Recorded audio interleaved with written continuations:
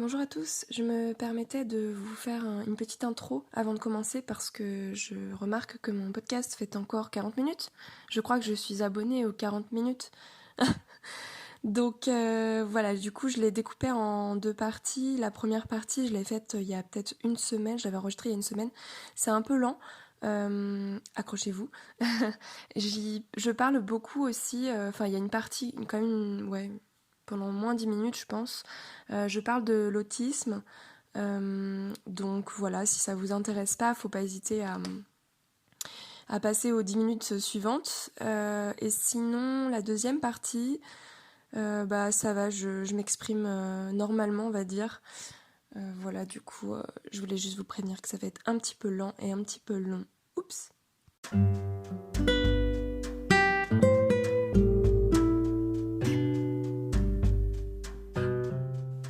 Bonjour, moi c'est Claire et je te souhaite la bienvenue sur mon podcast La vie en pause. Tu trouveras ici mes témoignages et mes réflexions sur des thématiques variées telles que l'hypersensibilité, l'entrepreneuriat, la neurodiversité, la douance, le syndrome d'Asperger, etc. Le développement personnel, la créativité. Autant de sujets qui, moi, me passionnent et j'espère t'apportera des réponses à toutes ces milliards de questions que tu peux te poser. L'instant pour faire une pause et pourquoi pas voir la vie en rose.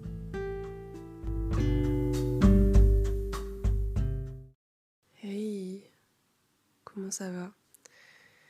Bon, bah j'espère que tu vas bien. Je suis en train de prendre mon petit thé du matin qui fait partie de ma routine matinale, de ma smoothitude.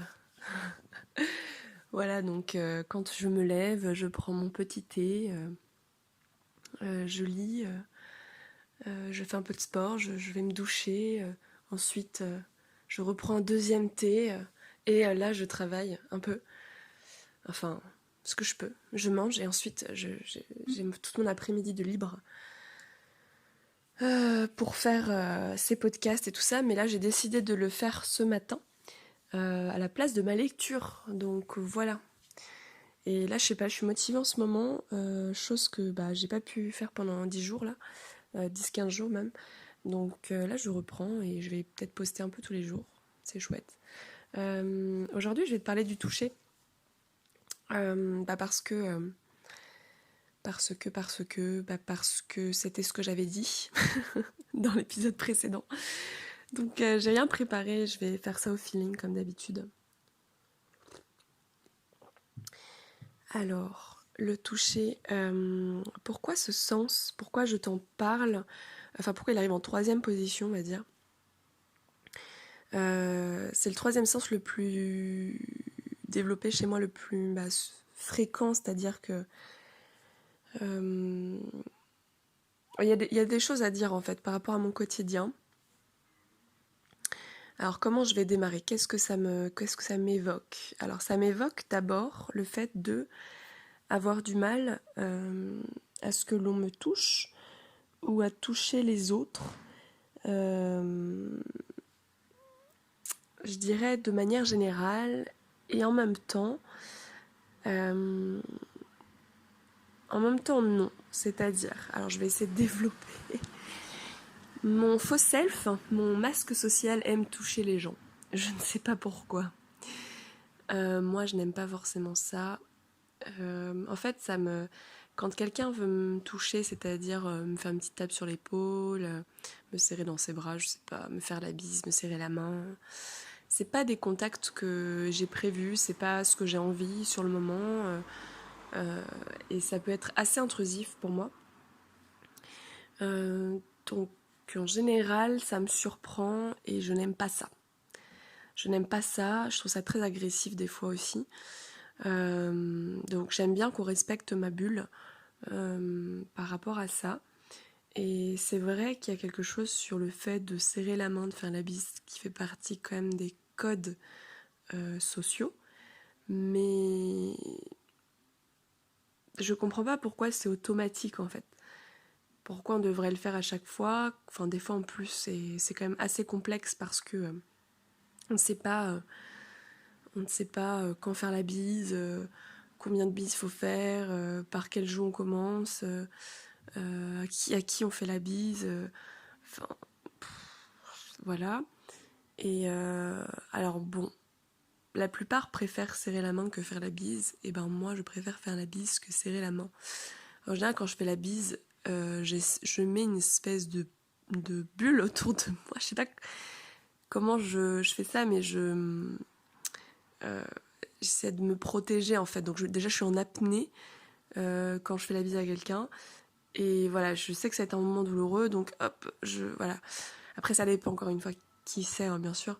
Mais c'est souvent comme ça. Et par contre, serrer la main, vraiment, ça me dégoûte en fait. J'aime pas ça du tout. Mais vraiment pas ça. Et du coup, je me sens mal après avoir serré la main. Et donc, j'ai besoin de la frotter sur mon jean ou voilà, essayer d'enlever le fait que j'ai serré la main à quelqu'un. Mais j'aime pas ça du tout. Après, dans le cercle plus intime, enfin, cercle amical par exemple, parce que familial, on se fait pas de câlins, on se fait la bise, mais c'est tout. Puis les câlins, c'est vraiment assez rare. Mais avec les amis, je fais plus de câlins, je dirais, ça dépend aussi. Ouais, si.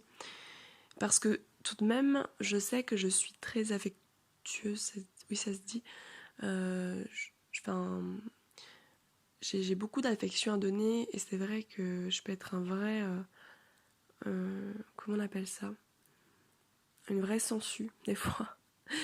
Donc voilà, hier j'ai vu un ami par exemple, et ben, je lui ai fait deux gros câlins, c'est l'heure que lui me faisait la bise, et du coup j'étais en mode je vais pas demander non plus quoi, donc bon. Mais bon, ça va, ça passe, il me connaît bien. Voilà, et du coup c'est vrai que j'ai tendance un peu à choisir à qui je vais faire des câlins, et c'est sur l'instant quoi.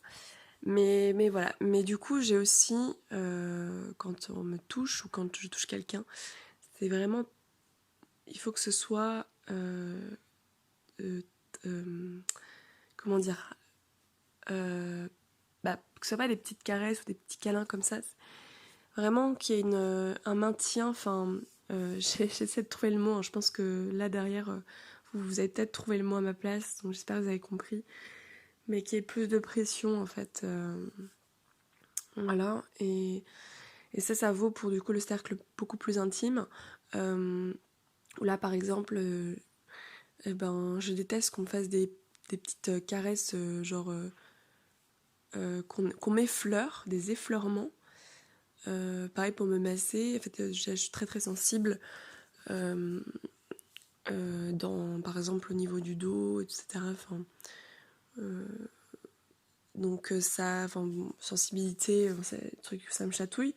Mais sinon, c'est une sensibilité, voilà, aux effleurements, ça, c'est vraiment, c'est horrible.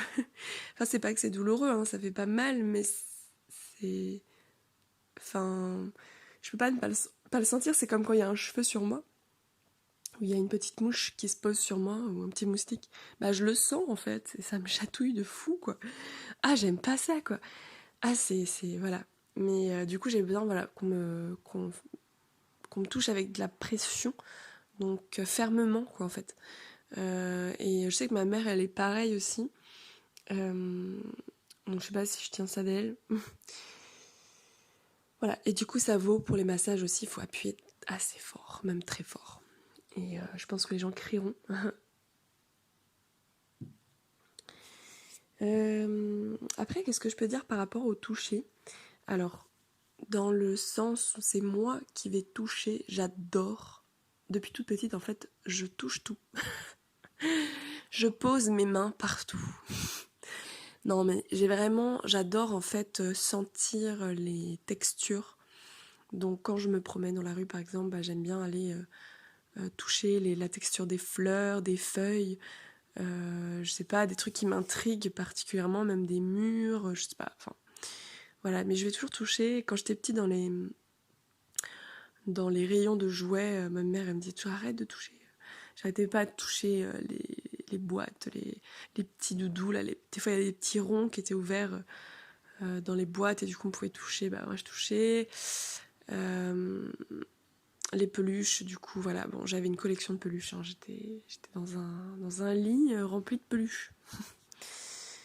Donc voilà, j'adore voilà, toutes les petites matières hyper douces qui font du bien, notamment sur les vêtements. Alors, je suis une gaga des vêtements très doux. Mais ça, je l'ai compris que plus tard parce que, comment dire, j'ai beaucoup suivi, enfin, imité, en fait, depuis toute petite, j'imite les gens. Ça paraît un peu, bon, comme si j'avais pas trop de personnalité. On me l'a beaucoup reproché d'ailleurs, ça, le fait de pas avoir de personnalité. Mais en fait, c'est ça, c'est que je voyais comment les filles se comportaient, du coup je me disais il faut que je me comporte pareil par rapport au groupe dans lequel j'étais. Donc en fait à chaque fois je faisais pareil que le groupe dans lequel j'étais. Ou que ma sœur. En fait c'était mon exemple et mon repère, clairement, ma sœur. Donc elle m'a beaucoup aidée. Mais voilà, donc en fait j'ai utilisé pendant un moment des vêtements très féminins, qui collent à la peau. J'ai même porté des talons, quoi. Mais l'horreur, en fait. Enfin, c'est pas que j'arrivais pas à marcher avec, mais quand même, moi, j'avais du mal. Donc, de toute façon, je prenais que des petits talons. Mais au moins, je me disais, j'ai des talons, c'est super. Mais en fait, c'était moche déjà. Et en fait, ouais, je sais pas. Bah, je voulais faire comme les autres, en fait. Et je me disais, bah, c'est ça, être une femme, c'est féminin, donc bon. Bah, c'est comme ça que je dois être, quoi, en fait. Non, mais franchement, quoi, qu'est-ce qu'on nous met pas dans la tête sans déconner. Et donc, j'ai mis des talons, j'avais des soutiens-gorge qui étaient ultra serrés, des vêtements serrés, enfin, avec des matières, des trucs qui coûtaient pas cher, des matières très synthétiques qui me faisaient transpirer. Mais je sais pas enfin, j'ai tenu quand même longtemps comme ça. Je sais pas comment j'ai fait, honnêtement. Parce que avant ça, je m'habillais comme une hippie. Donc j'avais des sarouels et tout. Mais vraiment, et là j'étais confort parce que c'était pas trop serré à la taille, j'étais dans des vêtements très larges. Mais visuellement, j'étais un pot de peinture, quoi. Enfin, dans le sens. Enfin, voilà, j'étais très colorée, quoi. Mais, euh, mais du coup. Du coup, voilà. Et en fait, là, depuis quelques temps, je me rhabille de la façon dont j'ai envie de m'habiller. Donc, je suis trop contente que les années 90 soient revenues à la mode. Parce qu'il y a 3 ans, que je me suis dit, mais trop bien et tout. Moi, j'adorais trop cette époque.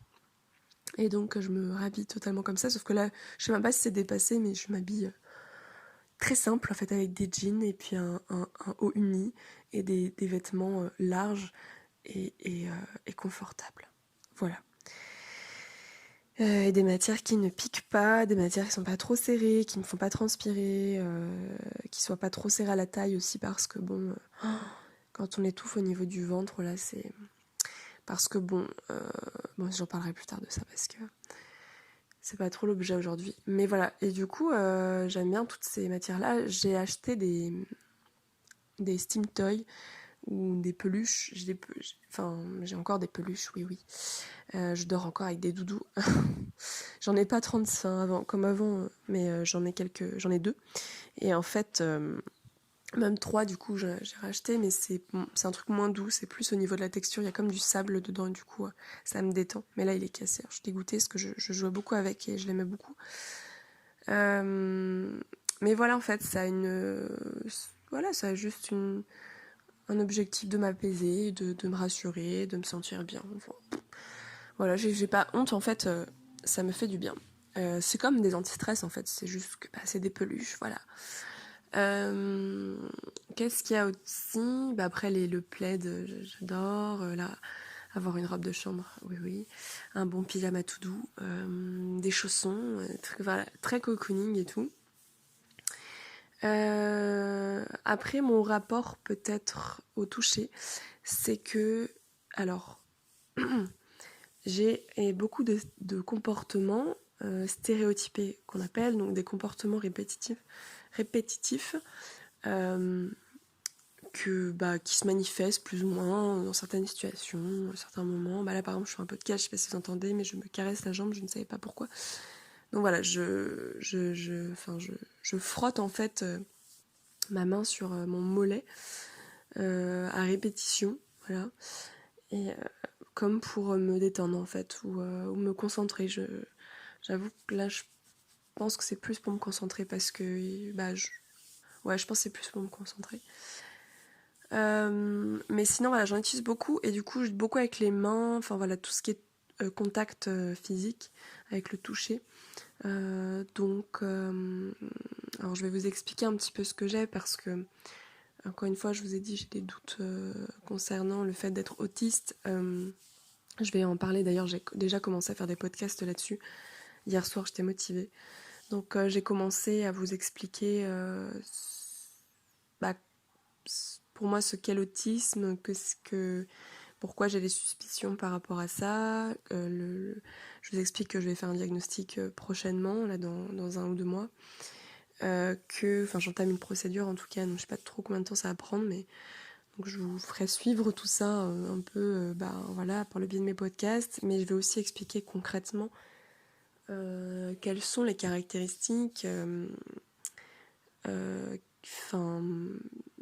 déjà d'expliquer globalement ce que c'est l'autisme et puis dans le cerveau, enfin toutes les caractéristiques, mais aussi pourquoi moi je pense peut-être être autiste.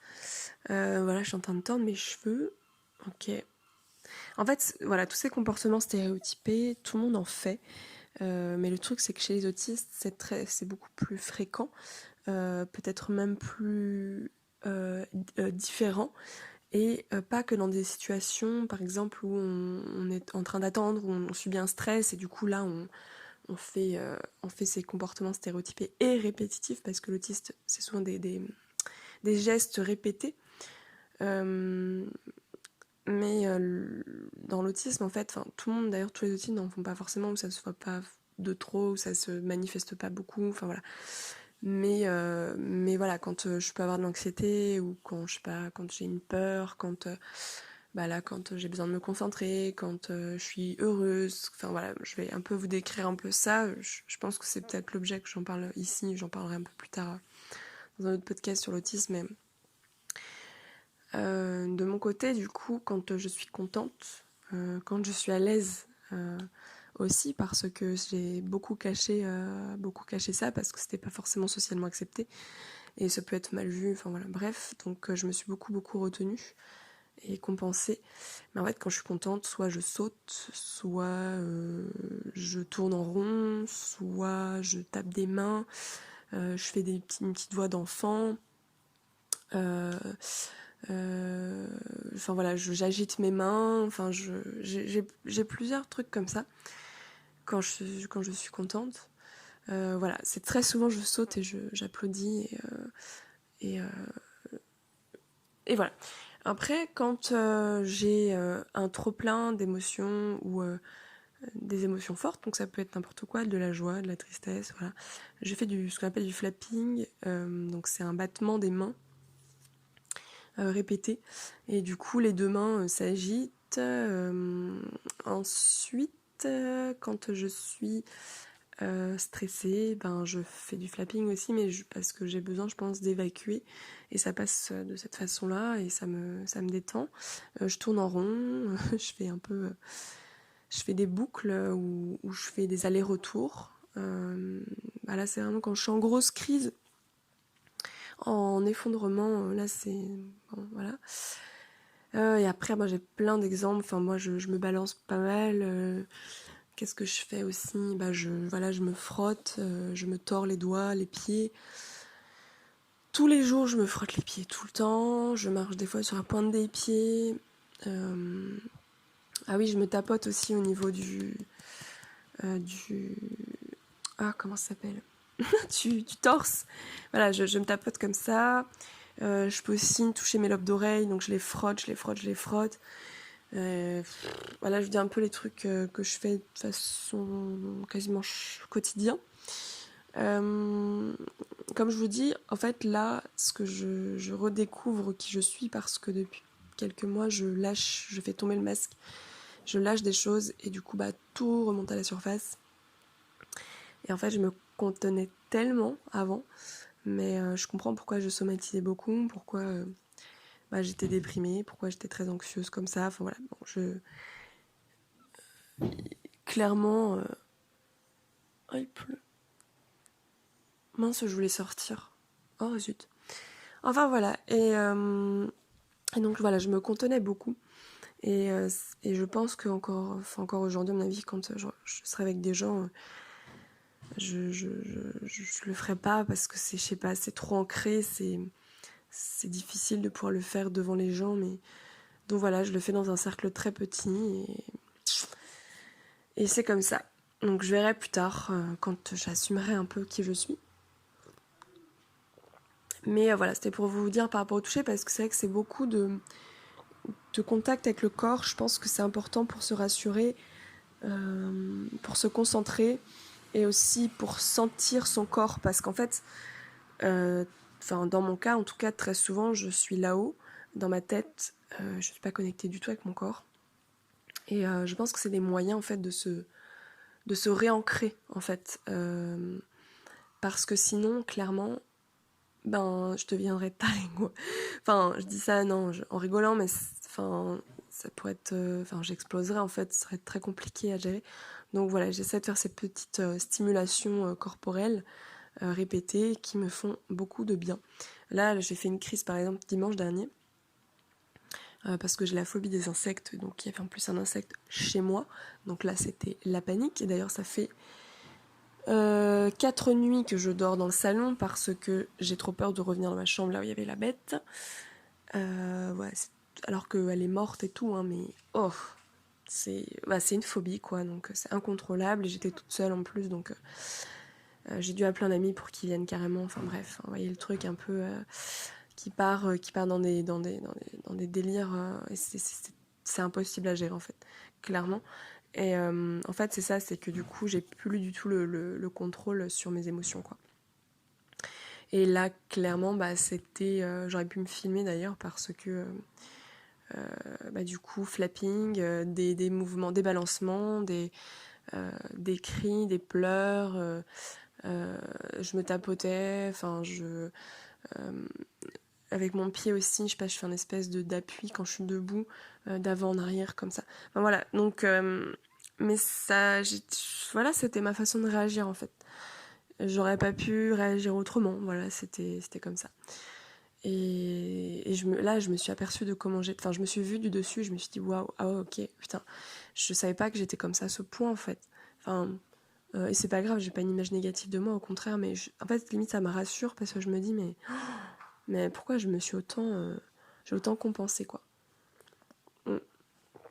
Donc voilà, bon, je suis désolée pour ceux que ça intéresse pas, et pour ceux qui me connaissent, et voilà, vous découvrez des trucs nouveaux. Mais après, je sais pas trop ce que je peux dire par rapport au toucher parce que je vous ai expliqué un petit peu où est le côté positif, négatif. Non, je pense que j'ai fait le tour, honnêtement. Je réfléchis. Oui, alors du coup, je vais juste ajouter ici, parce que je vous ai dit que je parlerai pas forcément que des 5 sens, mais je vais pas non plus faire un podcast exprès sur les autres sens que les 5 que l'on connaît. Mais du coup, je vais vous parler de la thermoception ici parce que je pense que c'est quand même lié au... c'est la perception en fait de la température, de la chaleur, du froid. Et je vais rajouter même de l'humidité, le vent sur notre peau, tout ce qui est champ électromagnétique, etc. J'en parle ici.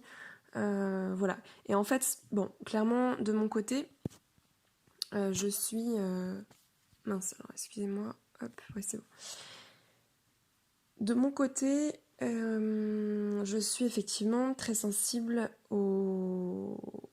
à l'amplitude, aux amplitudes thermiques quand il y a des grandes amplitudes, donc quand on passe du chaud au froid, etc.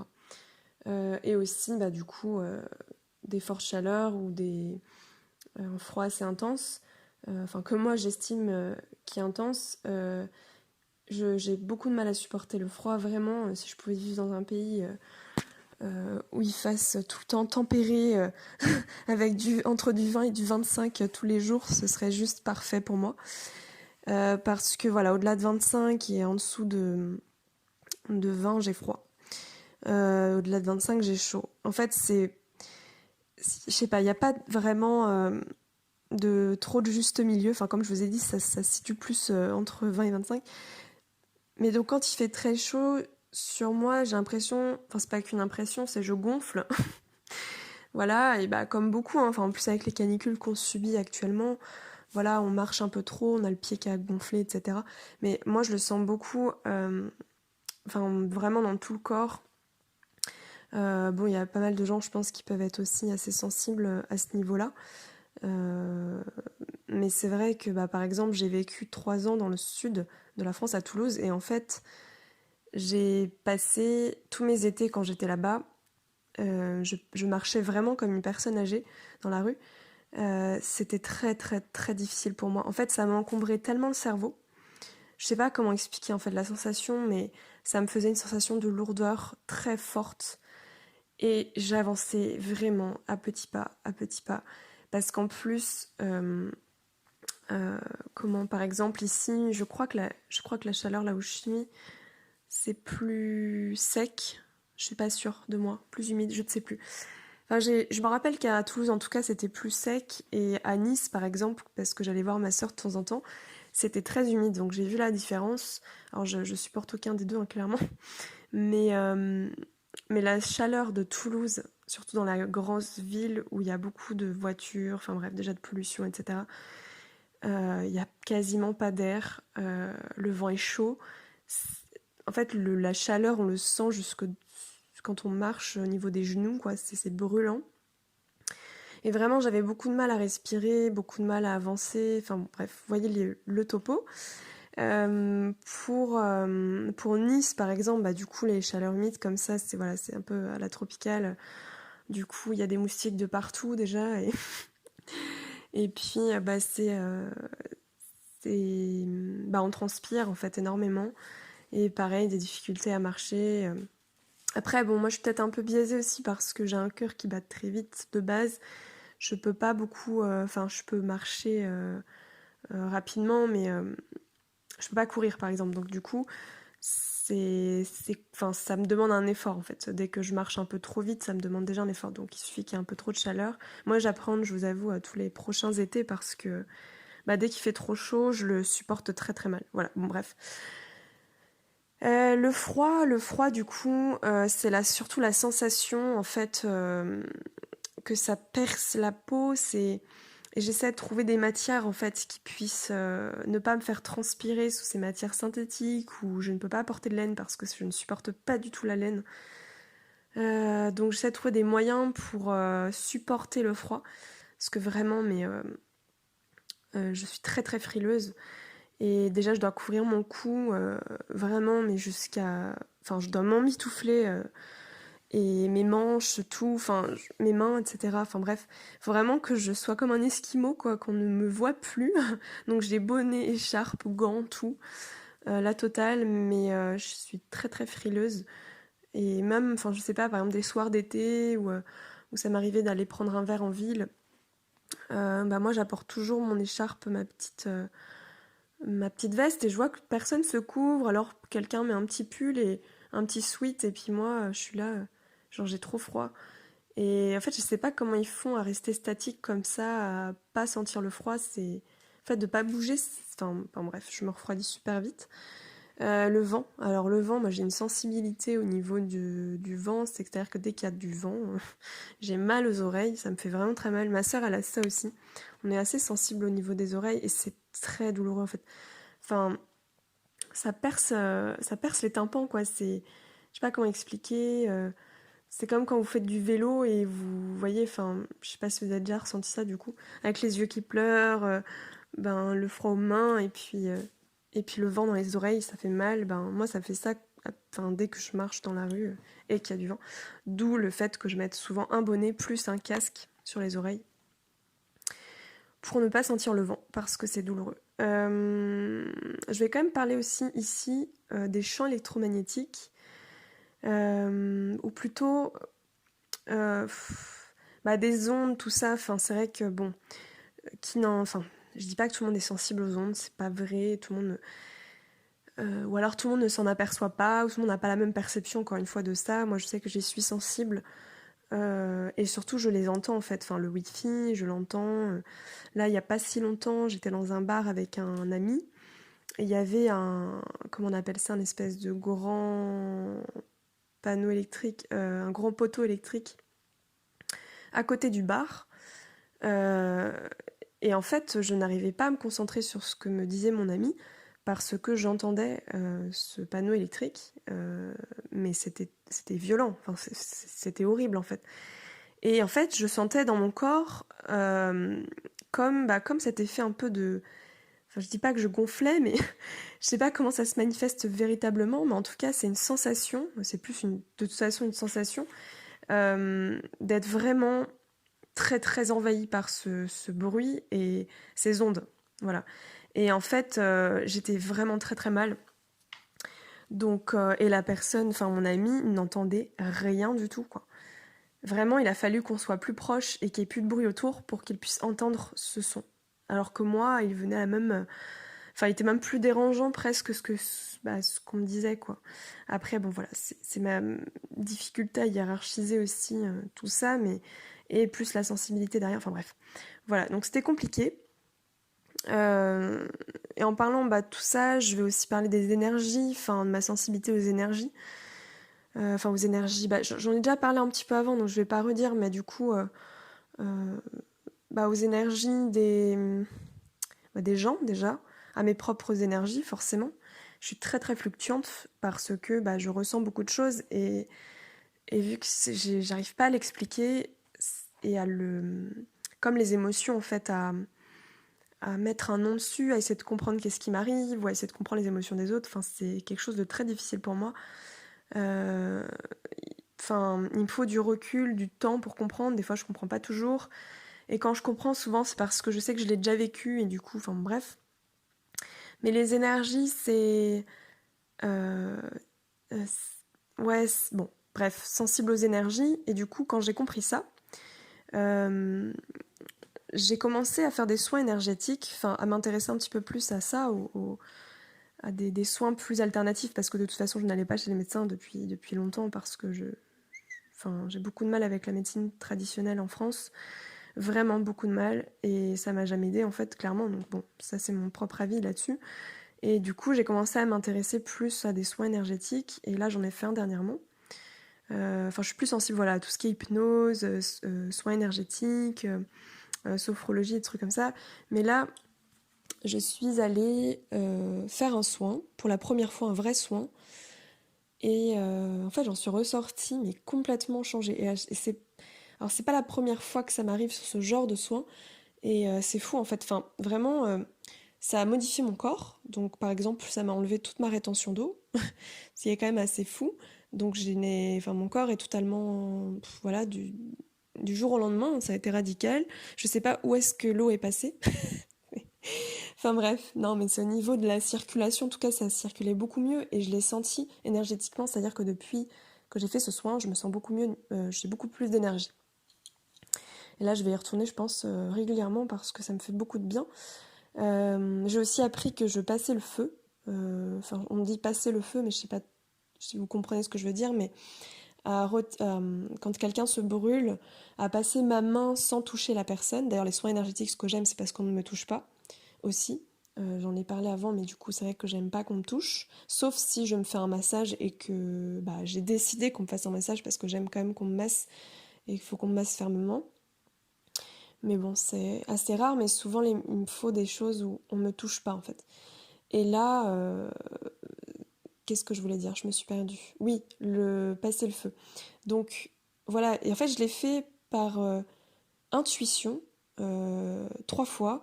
Enfin, surtout la première fois sur un ami qui s'était brûlé. Et j'ai dit, bah tiens, je sais que ma tante et mon oncle, ils passent le feu.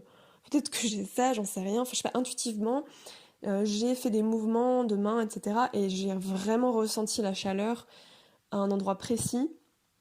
Euh, donc je l'ai senti clairement. Enfin bref, je vais pas tout vous détailler là-dessus. Et du coup, la personne, voilà, quelques minutes après, était soignée. Et en fait, Je l'ai refait hein, du coup pour essayer de comprendre et tout ça. Et bon, bah, j'ai bien vu que dans ma famille, il y avait ce ce phénomène-là. Bon, je pense que c'est quelque chose de... Je sais pas ce que je vais en faire, clairement. Enfin, voilà, si ça peut aider quelques amis, c'est super chouette, mais je n'en ferai pas mon métier ou quoi. Mais en tout cas, bon, c'est intéressant quand même aussi de voir ça. Euh, donc voilà. Et puis, je voulais aussi ajouter... qu'est-ce que je l'ai noté?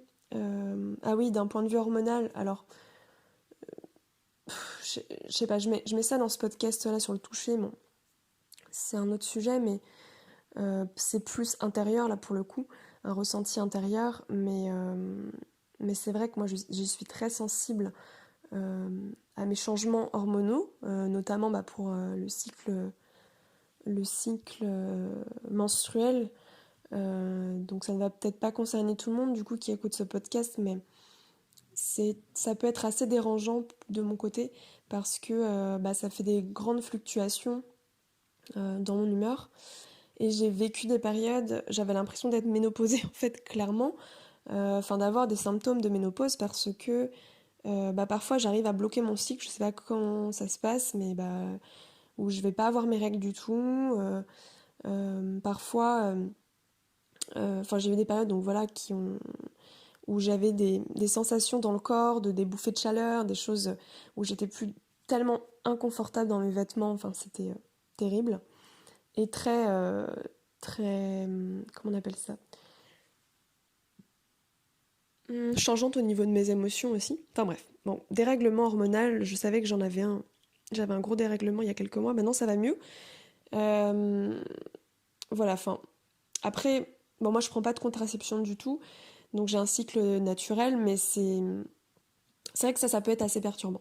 Enfin bon, voilà, c'est pas encore le sujet, je vais pas détailler là-dessus, mais voilà. Après, je voulais rajouter aussi par rapport au toucher. Alors, je vais juste finir par vous lister un petit peu ce qui me dérange comme matière, parce que je suis pas sûre d'en avoir vraiment parlé. Moi, ce qui me dérange, c'est tout ce qui est laineux, euh, toutes les matières avec des qui boulochent, en fait, tous les tissus irréguliers. Par exemple, j'ai un t-shirt en coton, mais il y a des coutures, voilà, il y a des coutures en fait, et euh, devant le t-shirt et derrière qui font enfin, voilà, un motif géométrique. Et en fait, bah, ces coutures m'agressent la peau, quoi. C'est pas possible de mettre directement sur moi. Ou alors des tissus, par exemple, j'avais un super beau t-shirt qu'on m'avait offert, enfin, comment dire, quand je l'ai enfilé, bah, je l'ai retiré direct, hein. En fait, c'était moucheté. Donc je sais pas ce que c'est du coton, mais c'était moucheté. Donc voilà, pas régulier, pas un tissu lisse. Et donc plein de petites bouloches, la petite pique de couture. Bah en fait, ça irrite. Je sais pas comment expliquer la sensation, mais c'est très très désagréable. Après, au niveau des matières, bah, ça va être beaucoup de matières rêches. Donc des trucs très secs, je sais pas trop comment utiliser enfin, le vocabulaire par rapport à ça, mais voilà, très sec, très rêche sur la peau, en fait qui frotte et qui peut faire mal.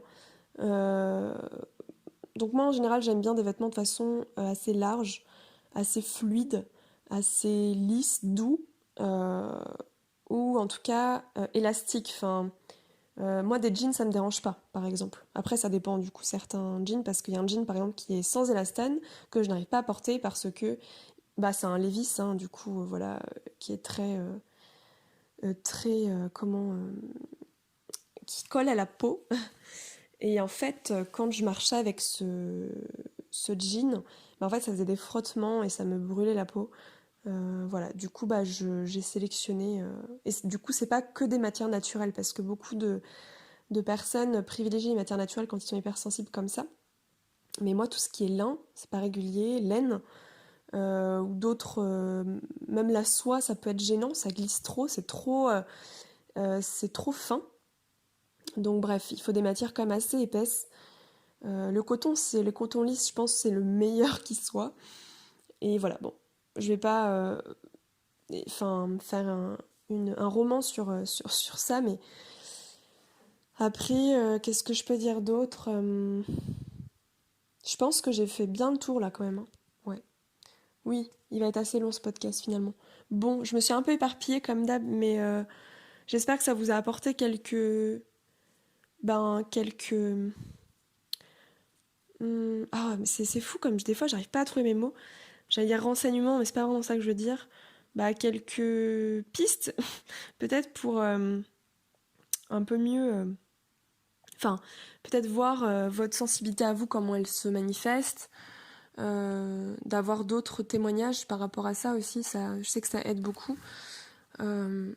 Après, chacun de nous est différent. Enfin, je veux dire, moi, j'ai un niveau de sensibilité par rapport à certaines choses et d'autres, voilà, un autre. Enfin, si je peux parler de niveau, mais enfin, vous voyez, un curseur, c'est plutôt un curseur.